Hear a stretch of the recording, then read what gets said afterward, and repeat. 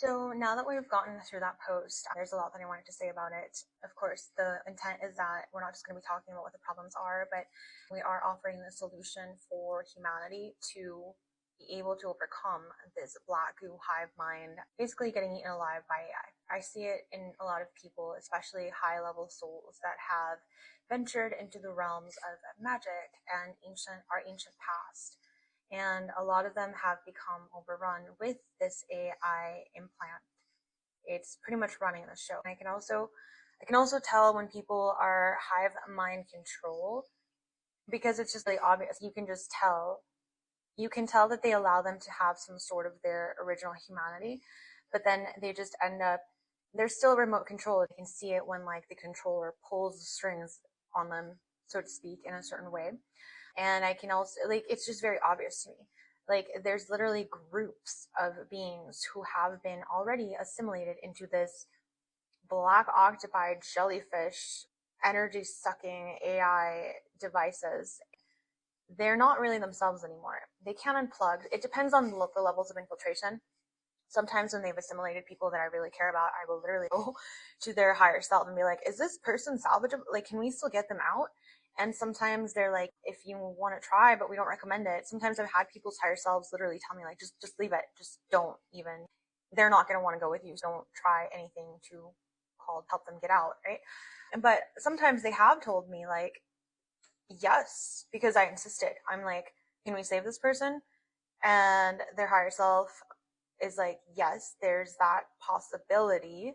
And I'm like, okay, let's go for it. Sometimes I will try to reconnect to the aspect of their soul at the time points before the infiltration happens, to try to warn them or to try to tell them or to try to connect to them to keep the spark alive. Because what a lot of these beings do is they try to steal that spark of love from the person.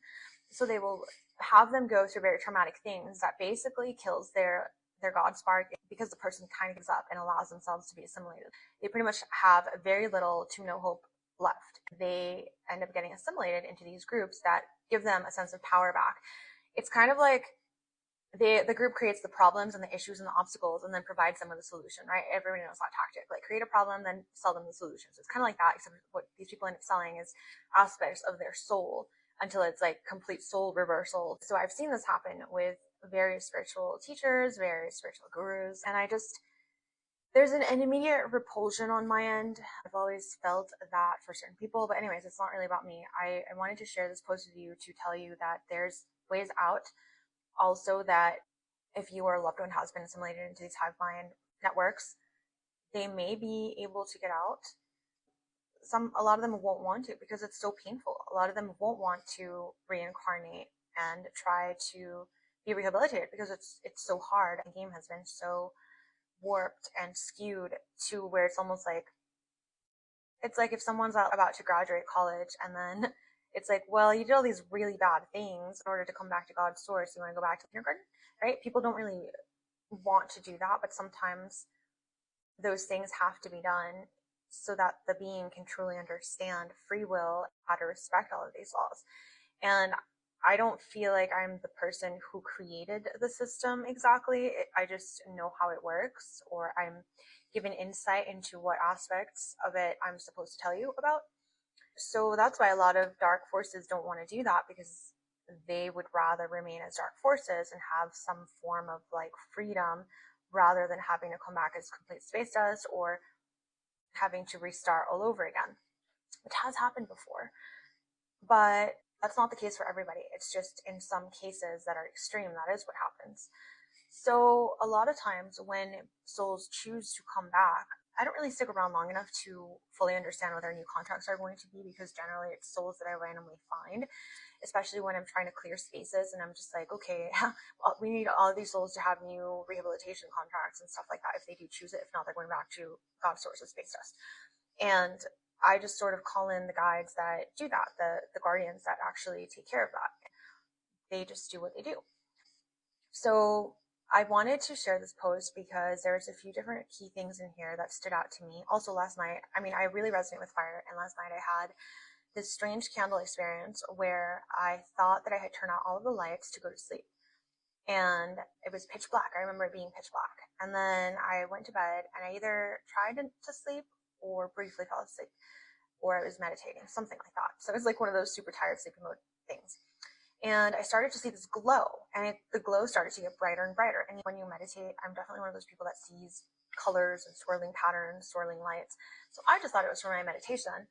And then it started to get brighter and brighter. And I was like, is that really just from me meditating, or is it something else? So it was in the corner, and I was like, it has to be like an actual light, but I hadn't lit anything. I remember it being pitch black. So I went around the corner. I saw a lit candle. This is like, it's like a glittery candle that's sort of greenish, and it has sparkle, like gold sparkles in it. And it had a very small flame.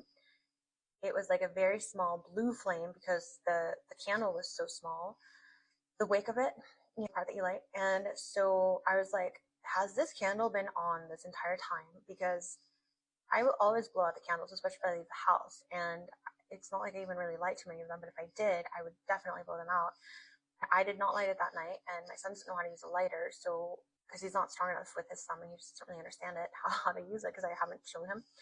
So I don't think that he was the one who lit it at all. That means that candle was either on for like 48 hours, or that something had lit it while I was meditating. Whatever it was, it reminded me of something. So I was like, oh cool, it's magic, because a lot of magic things do happen around me.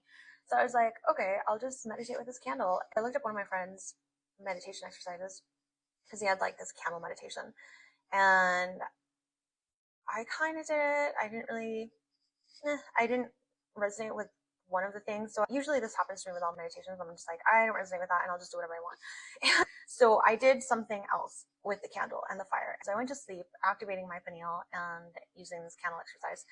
And then I went to sleep, and I had dreams about, and there's been some weird time shifting things. I've been looking at the clock, and it's like 2:34, or last night it was like 3:21 when the candle thing happened.